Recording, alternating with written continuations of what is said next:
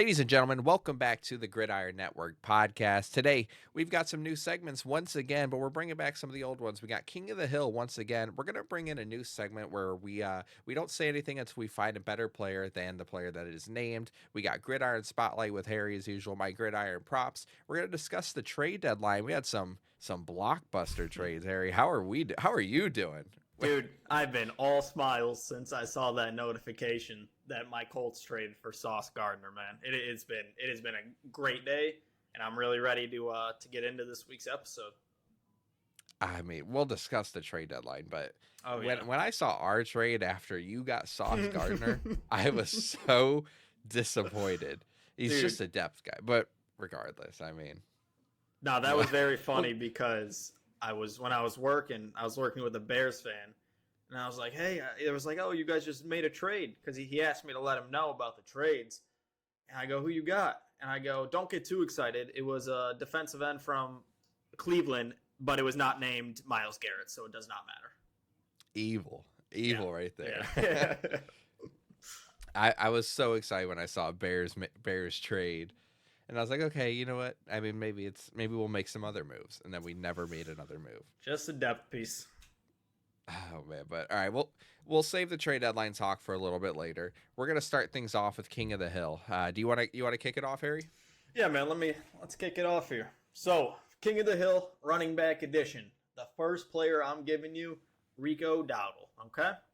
That's what we're going to start with. So, The first matchup I'm giving you, Rico Dowdle or Javonte Williams? Ooh, give me Rico Dowdle. Okay, Rico Dowdle or Ashton Genty? As of right now, as of this moment, give me Rico Dowdle. Okay, Rico Dowdle or Kyren Williams?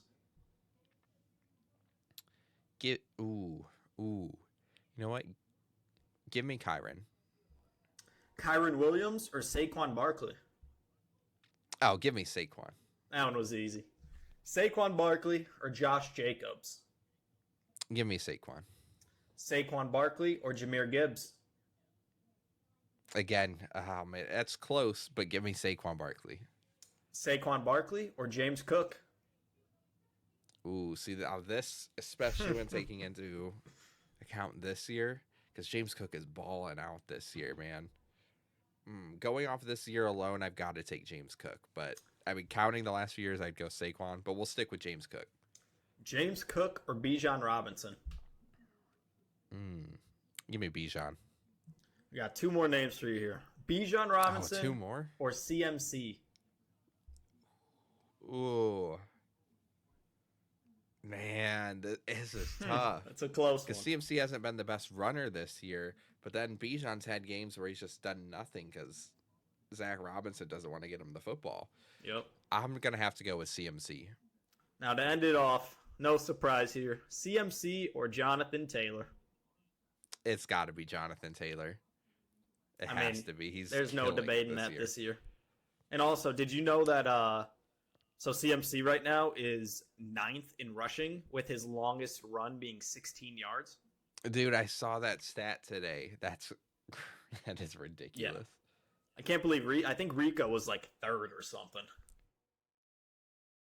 And he's barely had like any carries too. Or, I mean, not any carries, but any like games as a starter. Yeah, literally, yeah, nothing. Poor Chuba Hubbard, amazing. by the way. Poor Chuba Hubbard. Oh yeah, dude. It's just for him to get, but they just signed him, man. Like, I had a friend that was really hoping that he'd get traded, but I was just like, I don't know, man. They just signed him for a pretty good contract. But now Rico, he's only on a 1 year, so I mean, they're gonna have to pay him too if they want to keep him. And it's just, I feel like it's really hard to not give Rico the ball right now. I didn't understand why the Cowboys didn't re-sign Rico after what he did with them. So, I mean, hey, finders keepers, right? Yeah, exactly.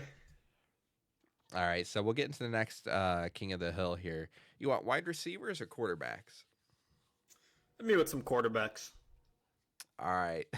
So we got King of the Hill NFL Quarterback Edition. We're going to start things off with a relevant name, Mark Sanchez. All right. Oh, great. So Mr. Stabby. He's going to be going up again. Yeah. Oh, dude, that whole situation. Yeah, that was crazy. That was crazy. But he'll be going up against Ryan Tannehill. Dude, wow. Well, I didn't know we were starting like that, huh?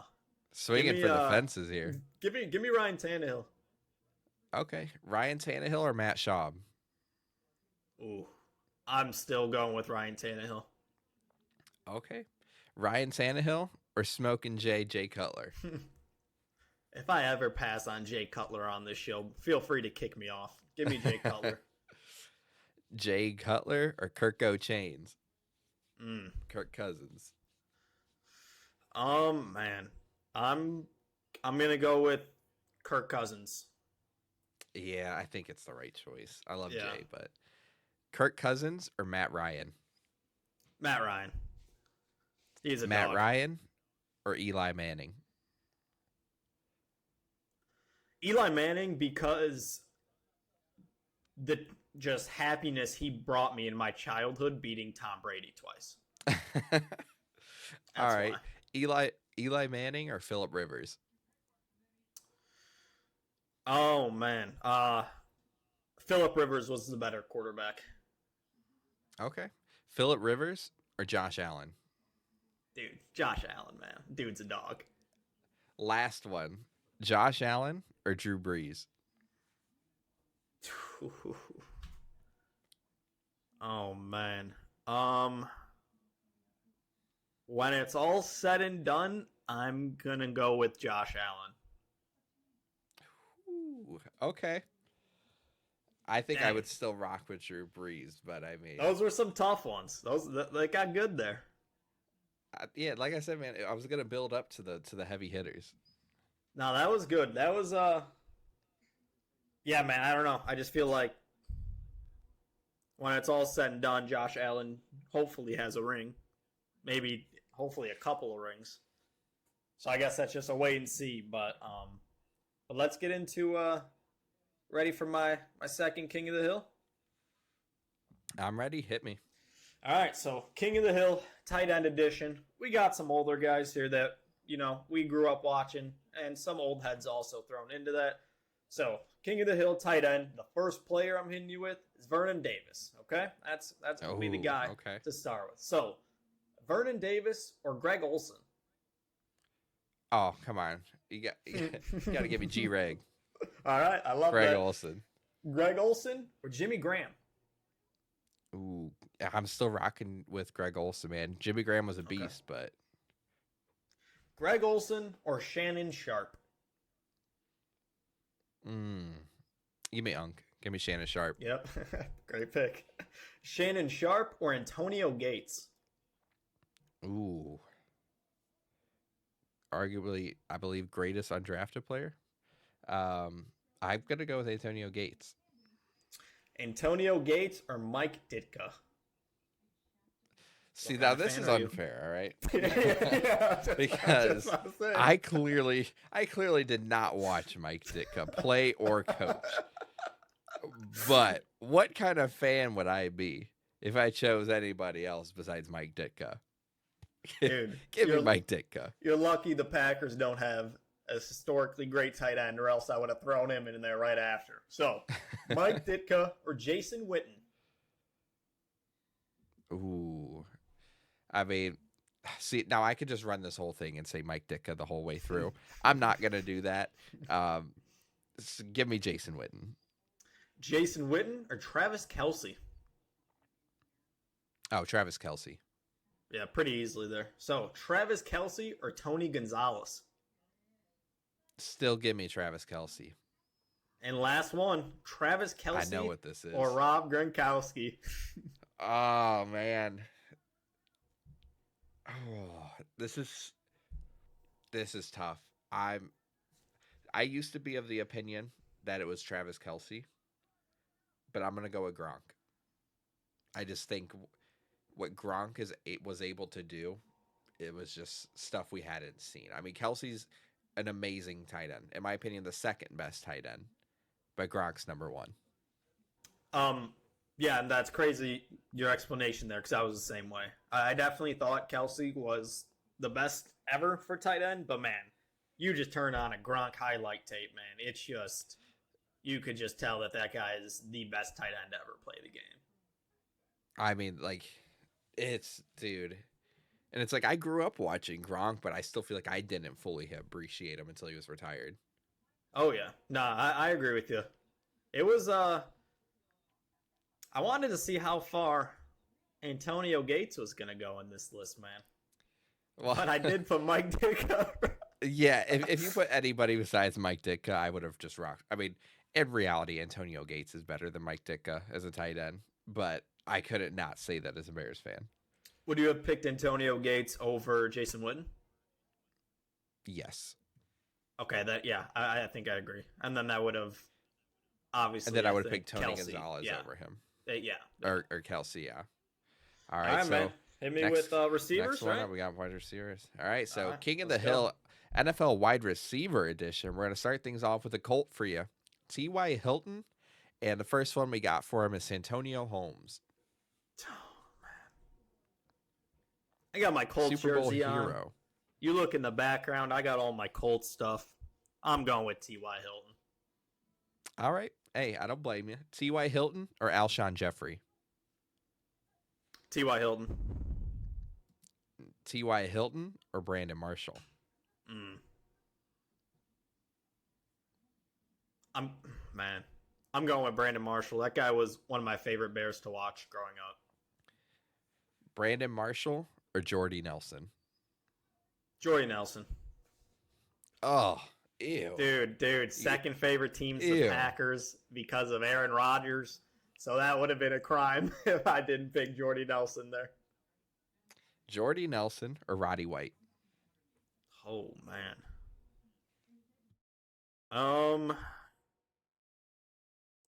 I'm going Jordy Nelson still. Okay. Jordy Nelson or Michael Thomas? Oh, man, dude, that's a good one. Michael Thomas, I forgot what year it was, man. When didn't he break the single season record for receptions? Oh, yeah. But he really just wasn't, he just got injured so much. I'm going to have to go Jordy Nelson. Jordy Nelson or Cooper Kupp?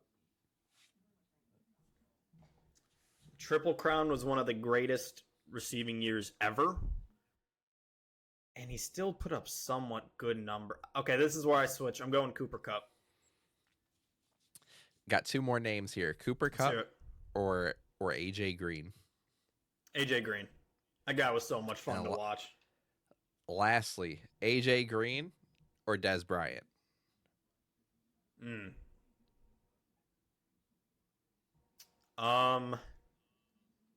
Dez Bryant, because he caught the ball.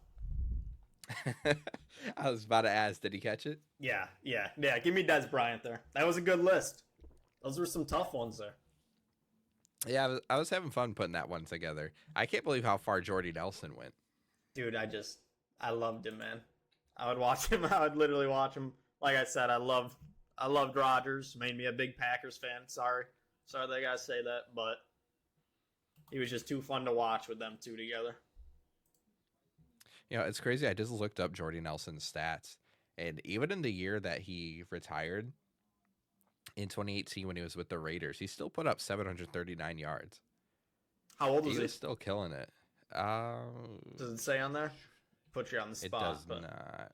Let's see. 33. He's 33 years now, old. 33 so, years old. Yeah, I mean, he was still putting up numbers.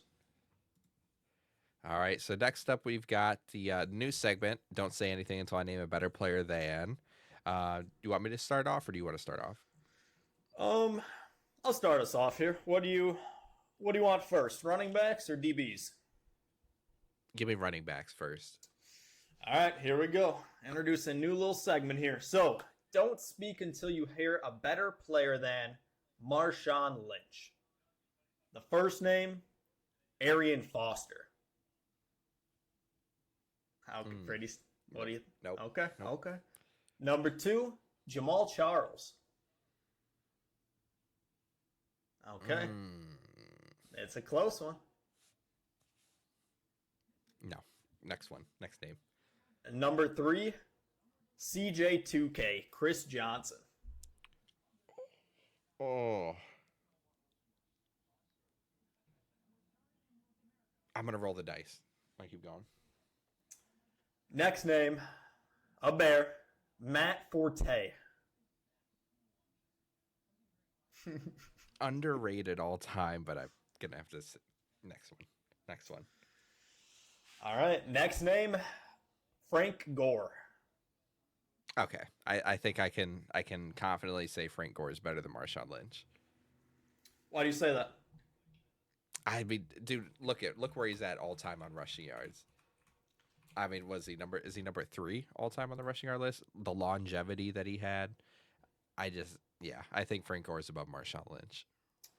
See, oh man, I'm iffy on it just because I really do think he is 3 just because how long? I mean, how long? Let me see how long he was in this. He played a long 15 years. time. 15 years.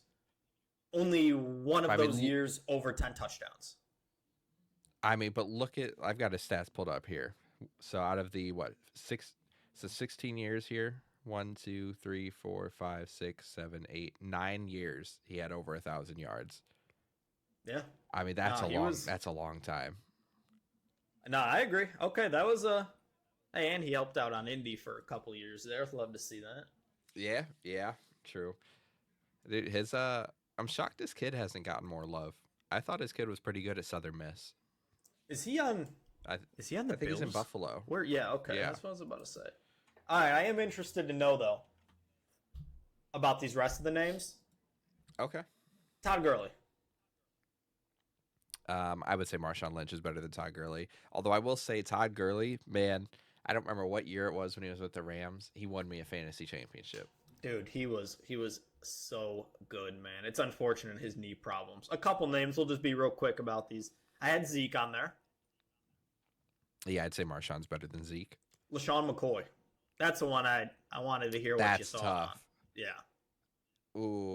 I gotta look up his stats real quick because off instinct, I would say Marshawn's better. But now I'm looking at the stats, man. I don't know. Shady was definitely more fun to watch, in my opinion. Oh, 100%. I'll give it to Shady. Why not? Yeah. My last one was pretty easy. One you would have talked for, Adrian Peterson. I mean, that guy is just... Yeah, easily. Yeah, come on. He's just that guy. Playing him twice a year was not fun growing up. I really, really wanted to see what you were going to do for Matt Forte there. I had to throw him in. I do have to say, Matt Forte is crazy underrated. Yeah. Crazy underrated, but all right. I agree with you. Do you want quarterbacks or edge rushers? Hit me with some edge rushers. All right, so don't speak until you hear a better player than Max Crosby. We're going to start things off with Robert Quinn. Nope. All right. Got Cam Jordan. No. Next up, Joey Bosa. Nope. Nothing. All right. Here's where it starts getting juicy. Khalil Mack.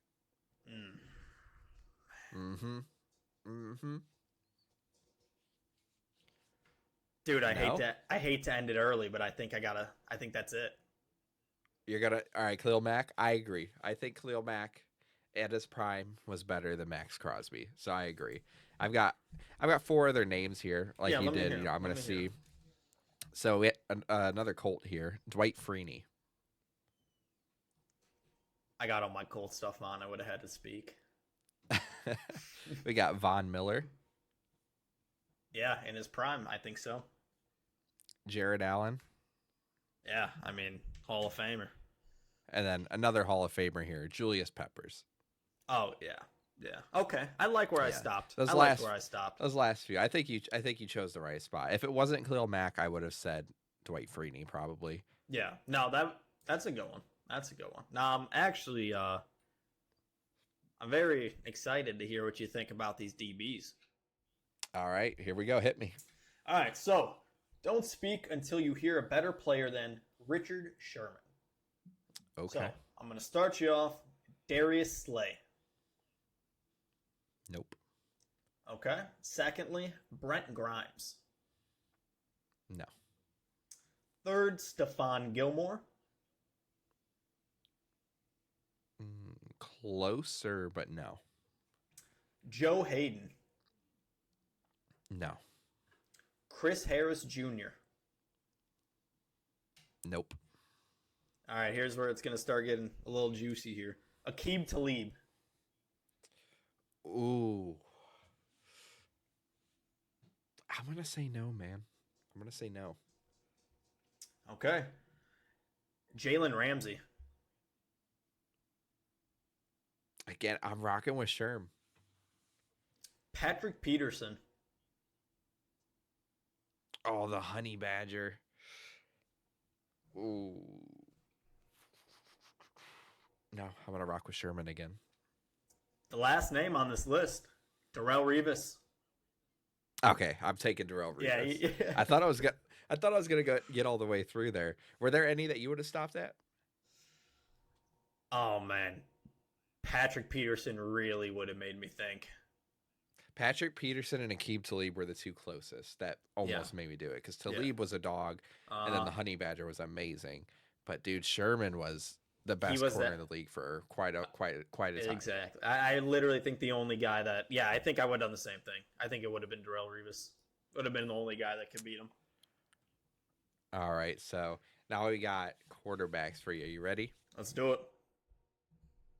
All right, so don't speak until you hear a better player than Andrew Luck. I felt like this was very fitting for you. Man, I'm going to be silent. So we're going to start off with current Colts quarterback, Daniel Jones. You're not rocking with your guy? Okay. Hey, I mean, all you had to say was you're not a fan of Daniel Jones, and he's the worst quarterback in Colts history. Hey, you know how I felt. You know how I felt when the news was made. It's on the show, so. Fellow drafted quarterback, RG3. All right, we got Kyler Murray. Sam Darnold. Jaden Daniels. Drake May. Okay. Kirk Cousins. Justin Herbert. I got two more here. These are the two that I think are going to get you. Ben Roethlisberger. No. Oh, my goodness. Okay. Last one I know you're taking. Aaron Rodgers. Yeah, that was it. It had to be Rodgers. Okay.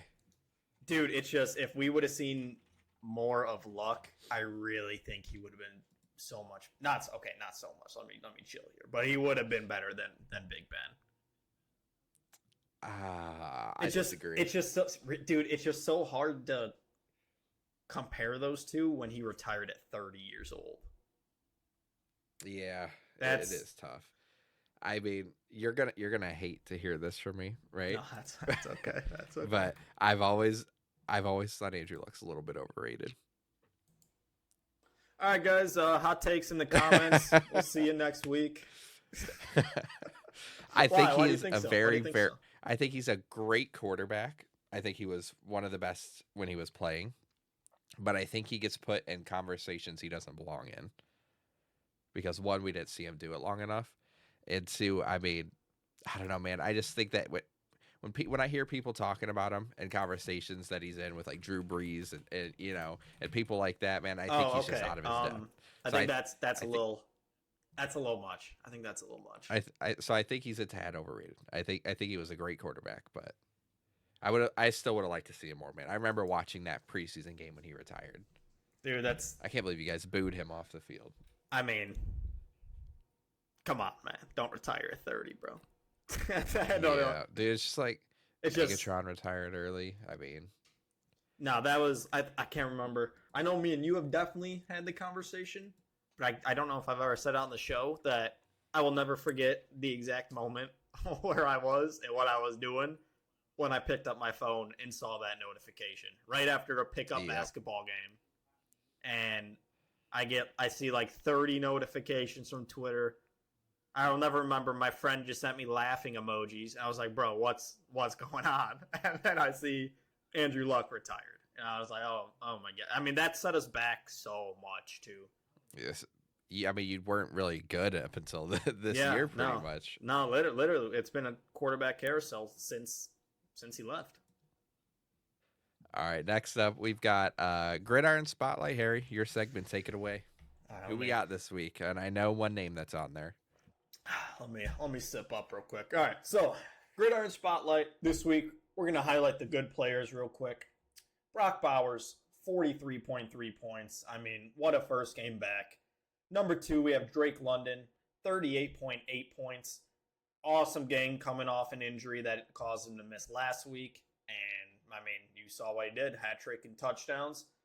Caleb Williams, he's on this list for a good reason this time. 44.7 points. And last but not least, a quarterback that I was dead wrong about coming into the year, Sam Darnold, 35.2 points. Now let's highlight some of the Gridiron Spotlight for the bad performances. Rome Odunze, goose egg. Just what a game come from him, because 47 points with a goose egg. Number 2, DK Metcalf. Dude did absolutely nothing. I think it was 2.6 fantasy points. Alvin Kamara, 0.7. You were almost better off putting in a player on a bye week than Alvin Kamara this week. And last but not least, and I hate to put him on here, Jonathan Taylor, 7.7 points. Hopefully this is the last time I got to talk about him on this segment. So let's break some of these down. So let me sip some water real quick. Okay. We'll hit Brock Bowers first. So I mean, really, just like, holy crap, dude. I mean, this guy's first game back from injury, and he puts up the best game of his career. Going forward from this, I mean, clear number 1 option in this offense. Not even close. He's the only reliable receiving option that the Raiders have. And if you waited for Bowers to come back, I mean, you cannot be happier seeing this result. And just total opposite from George Kittle. He came back from the injury, put up a donut. And Brock Bowers comes back and put up the best game of his career. And next week, Bowers is up against a Broncos defense that just let old man Dalton Schultz go for 6 catches and 77 yards. So he's going to should be electric next week. What'd you take from that one? Dude, it just shows you like how good Brock Bowers is.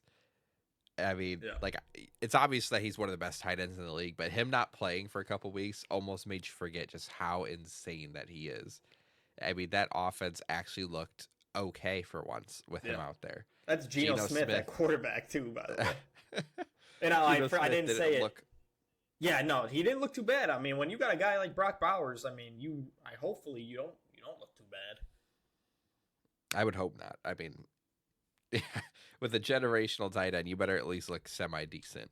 But yeah, he put up, I forgot to say in the beginning there, 12 receptions on, I believe it was 13 targets. And he caught 12 of them for 127 and 3 touchdowns. I mean, what more could you ask for a superstar coming back for the offense? Just an animal. It's still somehow lost. Dude, yeah, that's the Raider way. They'll always lose them. Don't matter who goes off. Number 2 here. Let's talk about Drake London. Like I said, 38.8 points, 9 receptions for 118 yards, 3 touchdowns. Missed last game for an injury, came back, put up the second best fantasy game of his career. I mean, I like to say I know technically not the first, but his first was week 18, and hopefully you're not playing your fantasy leagues in week 18. But, I mean, what an absolute just monster this guy is. He got the hat trick and touchdowns this week, and all of them came from inside the 10-yard line. Just the clear top red zone target, as it should be. And it came against a good defense in the New England Patriots. Next week, he gets to go up against the Indianapolis Colts in London, which we've been pretty good for fantasy wide receivers, but now we may have to deal with some Sauce Gardner now. Man, that's just crazy that I get to say that. Well, we'll talk about it more here soon. But you want to hear something? You want to hear something fun? Let's hear it. Guess who played Brock Bowers and Drake London in fantasy this week? This guy right here. Brutal. I've had the two of the highest scoring weeks in my league this year, I went against both of them. So it's been really, really fun. I'm having a fantastic time. But, I mean, this was awesome to see from Drake London, man. I love Drake London, man. I've been preaching Drake London for as long as I can remember. So anytime he goes off, I'm always a fan, man.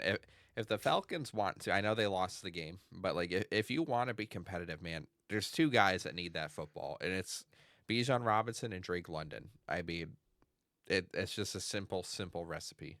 Yeah, you can't disagree there at all. Real quick, while we're talking about these Falcons, is Kyle Pitts ever going to figure this out? You know, he hasn't been like awful this year fantasy wise. I don't think he'll ever be what he was touted up to be. I mean, tight end 12 overall, this year. Yeah, he was supposed to be crazy. A generational tight end, and it's just not the case. And I do think a large part of that is his development with Arthur Smith. But at the end of the day, he's also only 25. Exactly. Still a young guy. Speaking of young players here, Caleb Williams, man. 44.7 points, 20 completions, 280 yards, 3 touchdowns, 5 for 53 rushing. 2 receptions, 22 yards for a touchdown. I mean, man, quarterback 1 on the week, and dude, did he look that part? I mean, this game was a shootout, and Caleb was putting up numbers in every aspect of the game. Disappointing the last couple of weeks, and then he gets this Bengals matchup served to him on a silver platter, and man, did he deliver. Next week, Williams gets to go against the Giants, which should be another very nice matchup for him to put up some points. I'm excited, man. I can't wait. I love seeing Caleb do good. I don't think we're going to have time for some recaps, so you can glaze Caleb Williams for a minute here, man. What did you see from that game? I saw him tear up that defense, all with paint and nails and holding his matcha in a purse while people were wired freaking headphones out. As well. Yeah, and the wired. God forbid the wired headphones. That's where people seem to draw the line. How dare a man have wired headphones in 2025? But, dude, he looks so good. I mean, the only one that didn't look good, which you'll get into here shortly, was Rome. Yep. And Rome doesn't care because we're winning. But Rome's dad cares. Did you see that? I did you see that, Rome's dad going a little crazy that. on Twitter? Man, what is with these new era athletes and their dads always getting their kids into trouble? Honestly, I hate that their parents are getting into it like this because it's just like why, bro? They won the game, man. Like, relax. And I'm not going to talk about him, but I've been saying something every week about this guy. Colson Loveland, man. Yeah. Let's hear what you got to say now. Come on. Hey, it was one game, man, against the Bengals. If he does it again, I'll start truly believing it. But what a day that he had. I just really hope this means tight end 1 reps for him because he's clearly better than Cole Kmet. Yeah. Cole Kmet is 1, he can't get open. 2, he doesn't have the yak ability. Yeah. That Colson Loveland does. I mean, and he's not jumping off sides every 3 seconds or false starting every 3 seconds. So I mean, a lot of positives. Let's rock with Colson Loveland. Now, I'm not saying get rid of Cole Kmet or cut him. You know, he's a good tight end too. But you drafted the guy 10th overall. No, man. I agree, man. It's just it was very, very good to see from him. Just because I've been starting him in fantasy these past couple weeks, and he just hasn't done it, and he finally did, and he did it in a big way. I'm trying to see where he ended up. Yeah, tight end 2 on the week. 6 receptions, 118 yards, and 2 touchdowns, and the game-winning touchdown there to end that, which was, dude, that game was hey, I thought you guys were going to choke it. I'll be honest. Dude, I was scared. So I was scared. I was in a PlayStation party during this game, watching the game. And I took this headset that I have on at the moment. As you can see, I mean, you can't see right now, but my little earpiece here, there you can see more of the styrofoam this week. And that may or may not be from the Joe Flacco, that last touchdown when they scored with like 50 seconds left. Dude, I launched my headset. I could not believe what was happening. I was like, it's the most Bears thing ever to happen. But I will tell you, when I think we had like 40 seconds or something like that. For the first time, I could say when I see a Bears quarterback there with not a lot of time, I feel like we might have a shot to still win this thing. every other quarterback we've ever had, when we've ended up in a situation like that, I kind of already know this game's over. On to next week. But Caleb, some guys have it, some guys don't. You either have the clutch gene or you don't. And whatever you want to say about Caleb and his progression as a quarterback, one thing that he does have is that clutch gene. He is able to make these game-winning drives. So, hey, man, I love it. I just hope it just gets more consistent because he is so fun. He is so fun to watch, man. Dude, it's like some of the things that aggravate me is like that sideline throw. I don't remember who it was to, but it was beautiful. And then the throw to Loveland to win the game in between 4 defenders over a linebacker. But then he misses some of the simple shit, and it's so frustrating, dude. Did you see? Like if oh man. Yeah, no, I get that, man. It's just when you see the flashes and then you see some of the lowlights, it's just gets you angry. Did you see the comments made by Chase Brown and Jamar Chase after the game? Oh yeah. I don't blame them, man. I mean, and how it's only going to get worse after they just made they traded away Logan Wilson. Dude, so it's only going to get worse.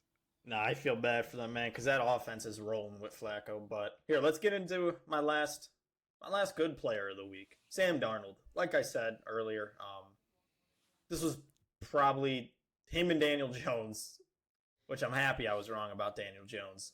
But I completely whiffed with Sam Darnold here. I was just completely wrong about this guy. Darnold has been a beast, man, this year. And against a bad Commanders defense, I mean, he showed out. His 4 touchdowns he threw were all in the first half. And he could, I mean, if this game was close, he could add so much more. And his matchups, the next couple, sorry, what were you saying? No, I was just saying, I knew they were going to win that game, but I could not believe what I was watching. I did not expect it to be like that. Dude, he torched them. I mean, and his matchups next couple weeks, I mean, they're pretty tough. He faces off against the Cardinals and the Rams, but honestly, when you have a guy like JSN, I mean, you can have a good fantasy day any of those weeks if you just keep throwing him the ball. Dude, JSN is an absolute, like, he's got to be a top 3 receiver already, right? Oh, I think pretty easily, to be honest. He is just so good. It was just, like I said, we were texting about it. I couldn't watch. I don't like watching those gruesome injuries. But, I mean, while we're on this subject, Jane Daniels, holy crap. I saw a picture of it. That was just absolutely insane. Dude, did you see the comparison between that injury and the RG3 injury? I did not. So both happened against the Seahawks on the same field at the same exact yard line. Oh, that's crazy. Wow, yeah. I mean, you really can't make stuff up like that at all. It's just insane. But it's going to be Marcus Mariota for the rest of the year for fantasy. While we're on this fantasy subject, I mean, everybody takes a hit here. Bill Krosky has been very disappointing the last, I feel like, month at this rate. Yeah. I don't think, I mean, Terry got hurt, re-aggravated the same injury again. Dude, don't even get me started. Yeah, I think he might be done for fantasy. And I mean, Debo, I mean, he's kind of the last guy standing, but I mean, I just don't know how much that offense is going to be cooking with Mariota there. I saw a report that the Bills were looking for a receiver. I saw they didn't get Jacoby Myers. I saw Debo was one of those guys, and I was honestly really, for my fantasy sake, that he was going there because this offense without Jane Daniels now is going to be pretty horrific for fantasy. I mean, the only solid player still is going to be Zach Ertz. He's going to be a reliable tight end for you. Exactly. But the rest are boom or bust. All right, man. Well, speaking of bad news, let's get into some of these bad players of the week. First one, man. Rome Odunze. A goose egg, 3 targets. This one shocks me the most out of the list. Odunze started off the year so hot, and since week 4, he has not had a touchdown. Which has really been a bummer because the matchups he's had these last 4 games have been really nice for opposing wide receivers. I just really don't get how the Chicago Bears put up all those points and Rome was not involved at all. Personally, I don't think you should be panicking yet about him. But if he puts up a stinker next week in another great matchup, maybe it'll be time to start panicking about Rome. I do think a large part of it is because he started off so hot.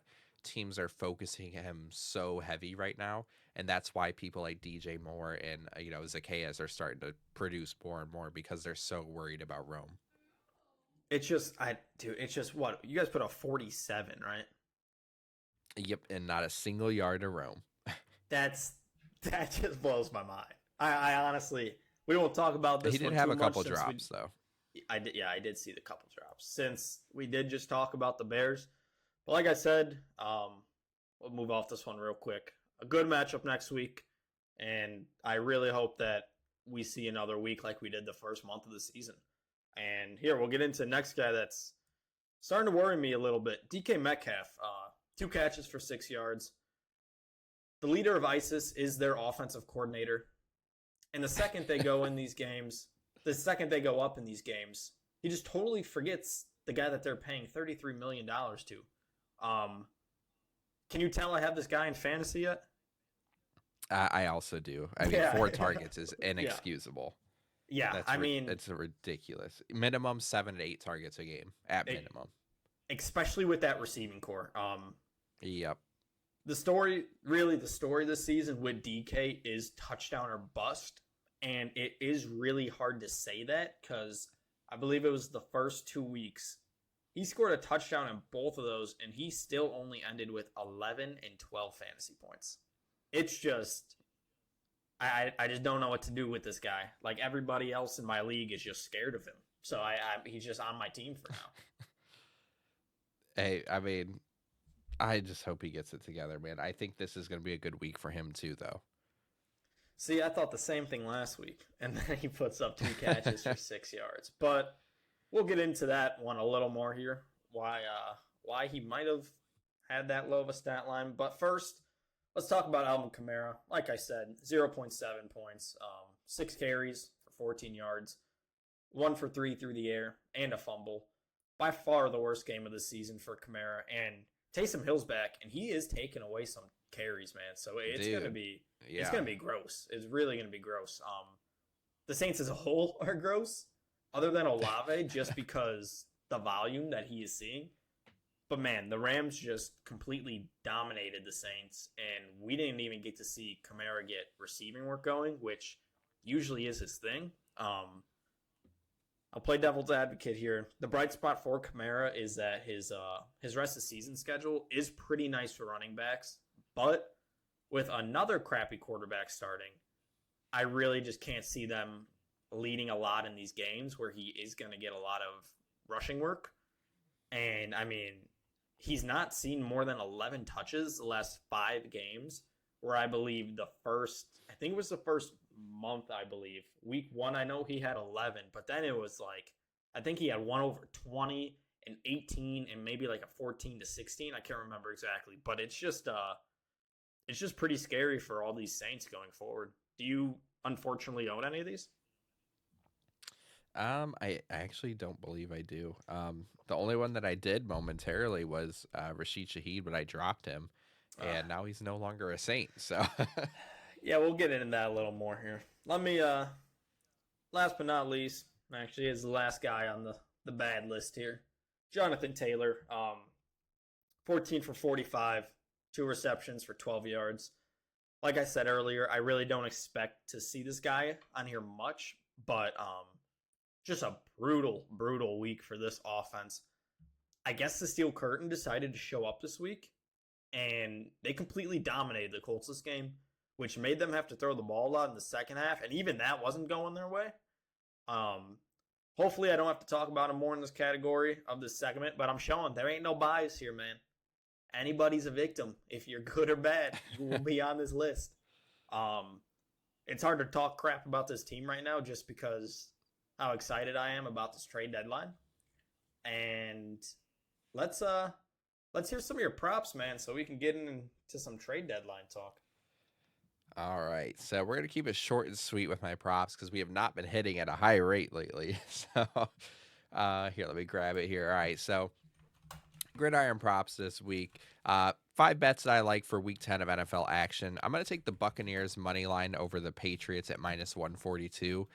Give me the Steelers over the Chargers plus odds, plus 136 over the Chargers. I like the Browns at minus 142. The Jets are not a great football team, and they just traded away 2 of their best players. Give me the Bears money line at minus 185 over the Giants. And lastly, I'm going to take the Ravens money line over the Vikings at minus 205. If you wanted to parlay these odds, $10 pays 157 at plus 1471. Again, please gamble responsibly. This is not financial advice, but those are going to be my favorite picks for this week's of NFL action. Awesome.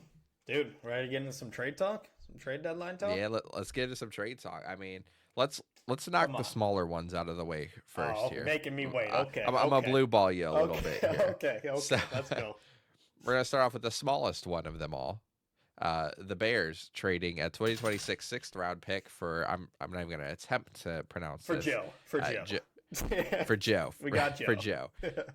And we are so banged up at edge, so I'm not fully mad about this because at the end of the day, it is just another body. I think Austin Booker is going to continue to get those reps because he did look pretty good against the Bengals. But, man, I was expecting so much more. When this trade happened, I was like, okay, you know what? If this isn't the only trade we make, I'm okay with this trade. But then it was the only trade that we made. So it's so frustrating. I feel like because of the Montez Sweat and the Chase Claypool trades, Ryan Poles is gun shy when it comes to making a big splash at the trade deadline. Yeah, I mean, I really don't. I don't know don't know anything about this Joe guy. So it's really just your input. You just want to get into the second trade here. So how he was working first before any of these GMs. I believe this happened yesterday. Jalen Phillips, Philadelphia, went to Philadelphia for a 3rd-round pick. What did you take away from that? I did think this was a 3rd-round pick. I mean, I think that's good return for the Dolphins because I believe he's on an expiring contract. Dolphins clearly need to rebuild. Like I've been telling you since the very first podcast, it's not a good football team this year. They need to rebuild. I mean, they fired their GM as well. It does kind of seem like McDaniel might get another shot without Tua next year. I don't know if you've been seeing that, but that's kind of the vibe that I'm getting is that they might give McDaniel 1 year without Tua. What do you think about that? I don't think Mike McDaniel's a bad coach. I think he is a good coach that has a bad quarterback. Yeah. I don't think he's some great elite head coach, but I think he's certainly better. I mean, he's proven he could take them to the playoffs with Tua, but when 1 year quarterback can't stay healthy, and now that he is healthy, he's got the brain of a 5-year-old. I mean, it's just not good. I mean, when you got a guy throwing interceptions a game like Tua does, he can only do so much. So I don't think it's the worst, but I will say if you do stick with McDaniel, you cannot draft a quarterback. If you're going to stick with McDaniel, you have to sign a vet. Yeah, no, I agree with that. Did you see their asking price for Jalen Waddle? I did not, no. But I did see that he was involved in some rumors. They wanted a 1st plus. That's just... Personally, exactly. That's ridiculous. Way too much for. Don't get me wrong. I think he's a very talented guy, but when he gets injured multiple times a game and has to leave, It's just like you're not. That's just way too much. Speaking, we'll keep this wide receiver trend going. We got Jacoby Myers. Yeah, went to Jacksonville for a 2026 4th and a 2026 6th. I mean, I like this for Jacksonville. I think I do too. And I have him in fantasy, and I've been holding him, hoping he gets traded. At first, I was very iffy. Not iffy, it's just I didn't think it was that much of a change. I think Brian Thomas is a little more banged up than we think. And with Travis Hunter now on IR for a non-contact injury in practice. He's going to get a lot of reps. A lot of targets. And it's going to come early too. And Trevor Lawrence is basically Tom Brady compared to Geno Smith. So just the more I thought about it, I like it. I'm excited. I'm excited to see him in Jacksonville. I've always liked Jacoby Myers. I've always thought he's one of the more underrated receivers. So hopefully he will be able to shine more in a bit of a more pass heavy offense. Speaking of receivers, though, like we said, there were 2 receiver trades. Rashid Shaheed finally leaving New Orleans, heading to Seattle for 2026 4 and 5. I love this for the Seahawks. This is such a good trade for them. No, I mean, I agree. Same here. Cooper Kupp, unfortunately, just not that guy anymore. Wasn't getting it done. Nope.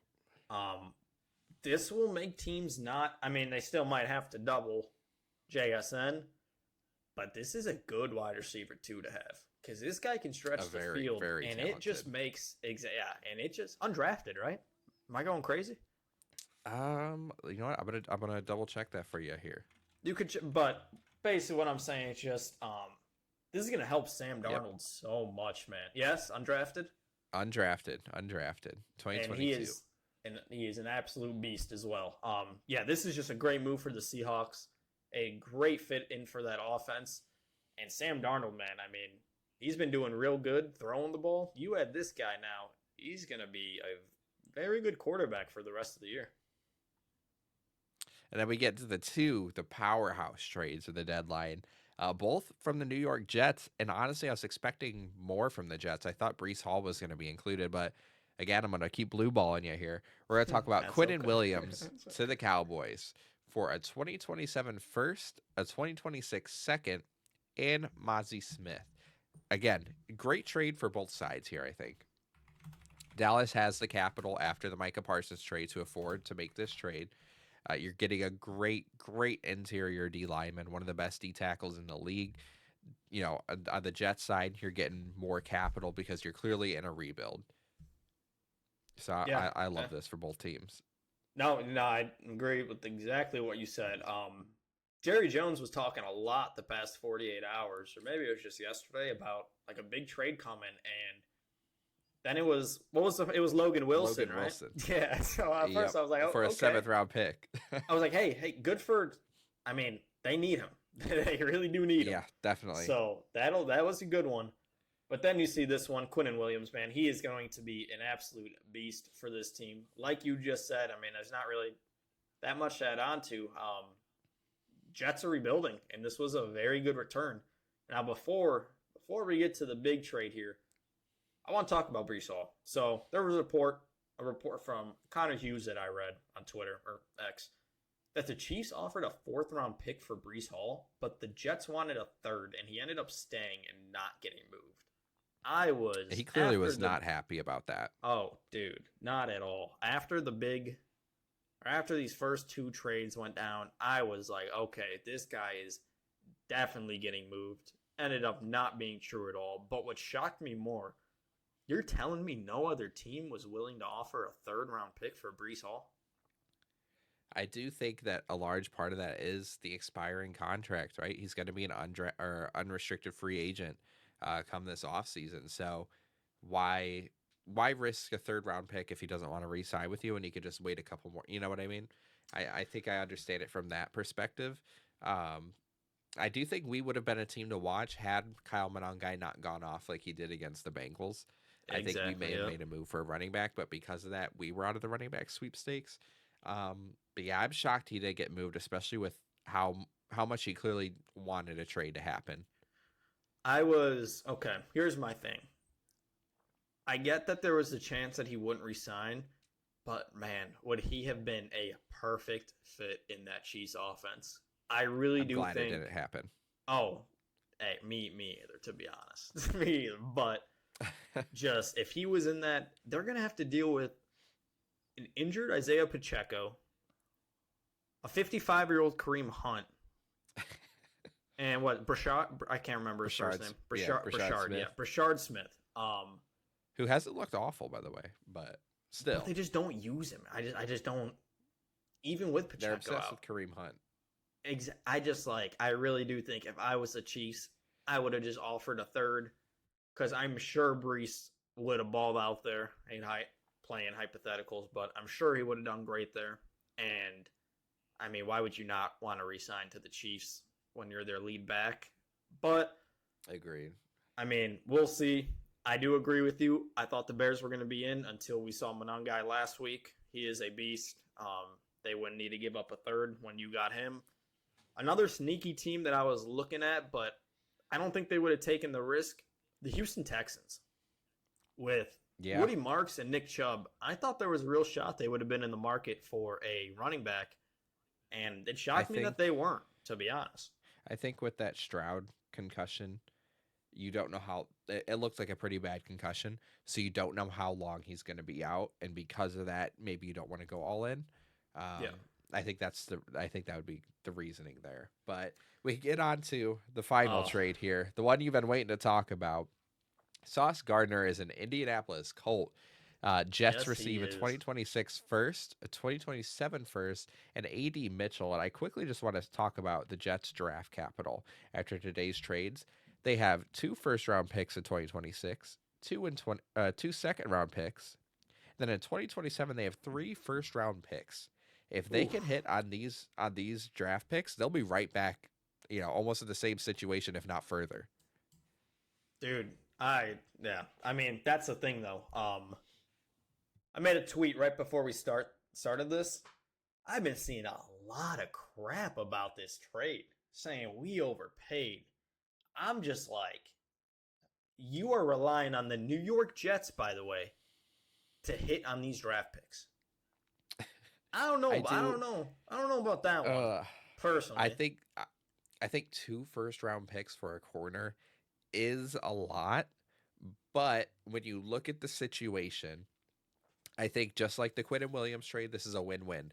They get the capital they need and a young receiver in A.D. Mitchell who wasn't working out with Indianapolis, but the talent is still there. And that the Colts, who are 7-2, trying to make a Super Bowl push, get that elite corner that they needed. So I think it's very similar to me of the Jalen Ramsey trade a couple of years ago when I believe the Rams gave up. Didn't they give up a first for that one? Yeah, I believe it was a first. So yeah, I think it's 2 first-round draft picks, 2020 and 2021. I think it's very reminiscent of that trade when they won the Super Bowl, and I think that's what the Colts are trying to do here is that, hey, we needed a corner. Obviously, we needed a corner. Why not go get arguably one of the best corners in the league? So I love this trade for both sides. Okay, I'm going to rant about it real quick, okay? So, all right, here we go. My thing with the picks, I don't mind losing AD. I think we got to re-sign Alec Pierce here now, but he's been really good with Daniel Jones, and I really do think that I think we were going to regardless, but we're definitely re-signing Danny Dimes. I think this trade showed it. We gave our next first-round picks for the next 2 years. What are those going to be? Like late, hopefully pretty late first-round picks. That's why I'm like, I think people are overreacting about it. I just don't think if they were like middle first round picks. Hey, we never know. It's the NFL. Anything can happen. Yeah. But we look like one of the best teams in the league, and it's just they needed to do this. And it's not like people were just saying like Sauce is trash. I'm like, bro, you need to stop. So I even got some stats, some next gen stats I pulled. So listen to this one. So Sauce has not allowed more than 2 receptions to a single receiver in a game this season, and he has forced a tight window on 52% of his targets, the highest rate of any player targeted at least 20 times in coverage. Have we seen what we did in like his rookie year? It's been a little off from that, but I think this is the perfect. He just needed. You're playing for the Jets, man. Unfortunately, like you're gonna lose some confidence. The team is not good. Haven't been good. And at the end of the day, if you want to make a deep playoff run, you need a shutdown corner. And I think this is exactly what that trade does for our team. Our cornerback room now, you got Sauce, you got Ward, you got Kenny Moore, and Jalen Jones came back and looked amazing last week. And not only is that going to help our cornerback room, this is going to help our pass rush so much. And I am so excited to watch this team, and I really do hope. We'll see. If he plays this Sunday, it's going to be so fun to watch. It's going to be fun. I do think the only possible way that I think this is a loss of a trade for you guys is if the Daniel Jones that we saw last week is the Daniel Jones we see moving forward. I don't think that's the case. I think he's going to shake it off and be just fine. I agree. But if that is the case, then all of a sudden this trade starts looking a little worse. Yeah, I mean, yeah, you can't deny that. It's just I really do think that was just, and hopefully, just a bad week. Just a bad week. Exactly, just a bad week. I mean, that Steelers defense looked amazing last week. But I know we are short on time here. I'm going to kick us off first. So for our Week 10 NFL Pick'ems, Thursday Night Football, we got the Raiders versus the Broncos. I'm going to take the Broncos for that one. Sunday morning, bright and early, Falcons versus Colts in London. Give me the Colts. Browns versus Jets. I'm taking the Browns. Saints versus Panthers. Give me the Panthers. Patriots versus the Buccaneers. I think this is going to be a very close game, but I'm taking the Bucs. Ravens versus Vikings. Give me the Ravens. Bills versus Dolphins. I'm taking Josh Allen. Give me the Bills. Why do I have the... Okay. I messed that matchup up. Jaguars versus Texans. Give me the Texans. Cardinals versus the Seahawks. I'm taking the Seahawks. Lions versus Commanders. Give me the Lions. The Rams versus the 49ers. That should be a really good game too, but I am going to take the Rams there. Sunday Night Football. Steelers versus Chargers. Give me the Steelers. Monday Night Football. Eagles versus Packers. Give me the Eagles. And I did mess up a matchup for this Sunday game. And I do have the Giants winning for whoever they were playing. Or was it the Bears? I think it was the Bears, right? It was Giants at Bears. I think it was the Bears. Give me the... Dude, I'm taking the Giants. Give me Dart. Okay. I'm sorry. All right, so, hey, I'll get into my Week 10 NFL Pick'ems. Raiders at Broncos, Thursday Night Football. Give me the Broncos. Colts and Falcons in Berlin, Germany. Give me the Colts. Browns at Jets. Okay. Give me the Browns. Saints at Panthers. Give me Bryce Young and the Panthers. Buccaneers, Patriots. Like you said, it's going to be a close one, but give me Baker Mayfield and the Buccaneers. Hopefully they'll have Bucky Irving back. Ravens and Vikings. Give me the Ravens. Bills, Dolphins. Give me the Bills. Giants, Bears. I can't believe you chose them. Give me the Bears. Jaguars, Texans. I'm going different than you here. No CJ Stroud more than likely. Give me the Jaguars. Cardinals at Seahawks. I'm going to rock with the Seahawks. And then Lions, Commanders. Give me the Lions. Rams, Niners. I'll take Matthew Stafford and the Rams, even if Luka doesn't play. Steelers at Chargers. I'm rocking with you on the upset. Give me the Steelers. And then Eagles, Packers. Eagles by 50. All right, real quick. Highest scoring game out of this matchup. What's it going to be? Ooh, highest scoring game. Let's see. Do the Bengals play? No. Do the Cowboys play? No. Nope. Yeah, I was about to say, nope. That's usually the default answer right there. So Raiders Broncos could sneakily be a high scoring game. I don't think Colts Falcons will. Browns Jets definitely won't. Saints Panthers won't. Patriots Buccaneers could be pretty high scoring. Lions Commanders could be a lopsided high scoring. I agree. I want to see what the final score of this Giants game is going to be. I think the Lions are going to pretty easily blow them out in this one. I think I would bet on that being the biggest margin of victory of the week. Yeah. I mean, I am curious. I'm going to check really quick while we're talking what the spread is at for that game, because whatever it is, I don't think it's going to be high enough. Let's see if DraftKings wants to open up here. No. So the game, so when I made my pick'ems, I was like 12:30 at night, man. So it's in Germany, the Colts game? Yes. Yeah. Okay, so Lions are 9.5 point favorites, by the way. I think they easily cover that spread. Dude, I agree with that. I mean, I guess we'll have to wait and see next week. Yeah, then one last thing as usual, NFL hot takes for week 10 or week 11, whenever you're watching this video. Go ahead and leave your hot takes for this past weekend's NFL action in the comments of this video, whether you're watching on YouTube, Spotify, Instagram, TikTok, Twitter, whatever the case may be. Let us know those hot takes. But Harry, is there anything else you wanted to add today? Let's go Sauce Gardner. All right. Hey, Bears are beating the Giants. I don't know what you're talking about over here, but that's going to do it from us, guys. We'll see you guys next week for another episode of the Gridiron Network. Thank you guys so much for tuning in. We'll see you in the next one.